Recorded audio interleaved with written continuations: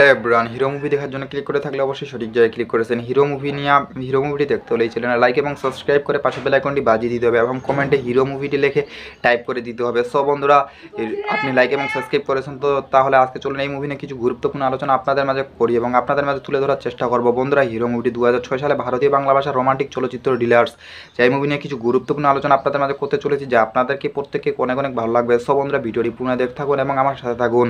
ভিডিওটি একটুও কেটে কেটে কিংবা স্কিপ করে দেখবেন না, ভিডিওটি পুনরায় দেখতে থাকুন এবং আমার সাথে থাকুন। সো বন্ধুরা, এই মুভি দেখতে হলে অবশ্যই চ্যানেল লাইক এবং সাবস্ক্রাইব করে পাশে বেল আইকনটি বাজিয়ে দিতে হবে। বন্ধুরা, হিরো মুভিটি 2006 সালে ভারতীয় বাংলা ভাষার রোমান্টিক চলচ্চিত্র ডিলার্স, এই মুভি নিয়ে আমি আপনাদের মাঝে রিভিউ এবং এক্সপ্লেইন করতে চলেছি, যা আপনাদের প্রত্যেককে জানতে এবং শুনতে অনেক অনেক ভালো লাগবে। সো বন্ধুরা, এই মুভিটি অনেক জনপ্রিয় এবং ট্রেন্ডিং মুভি এবং এমনি 2006 সালে ভারতীয় বাংলা ভাষার রোমান্টিক চলচ্চিত্র ফিল্ম, যা এই মুভিতে পরিচালক ছিলেন স্বপন সাহা এবং এই মুভিতে অভিনয় করেছিলেন জিৎ, যাকে আমার সুপারস্টার নায়ক জিৎ নামে চিনি। এই মুভিতে অভিনয় করেছিলেন তাপস পল, এই মুভিতে অভিনয় করেছিলেন কোয়েল মল্লিক এবং লাবণী সরকার, কাঞ্চন মল্লিক। এই মুভিতে আরও অনেকে অভিনয় করেছিলেন, যা আপনাদের মাঝে সংক্ষিপ্ত আকারে বলার চেষ্টা করতেছি। বন্ধুরা, এই মুভির মুক্তির তারিখ হলো 11 অক্টোবর 2006 সালে মুক্তি পেয়েছিল।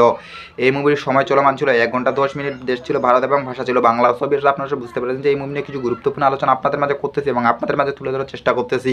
আপনাদেরকে প্রত্যেকে হয়তো অনেক অনেক ভালো লাগছে। ভিডিওটি একটুকু কেটে কেটে কিংবা স্কিপ করে দেখবেন না, ভিডিওটি সম্পূর্ণ আকারে দেখতে থাকুন এবং আমার সাথে থাকুন। ভিডিওটি দেখলে আপনি বুঝতে পেরে যাবেন যে এই মুভিটি আপনার কত জনপ্রিয় মুভি।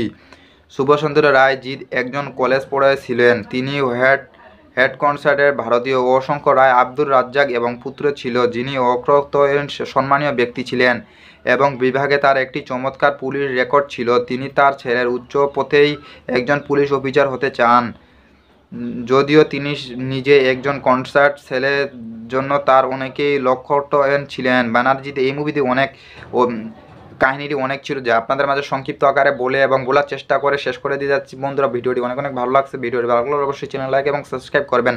আমার সাথে থাকার জন্য অনেক অনেক ধন্যবাদ। ভালো থাকবেন, সুস্থ থাকবেন, অনেক অনেক ধন্যবাদ।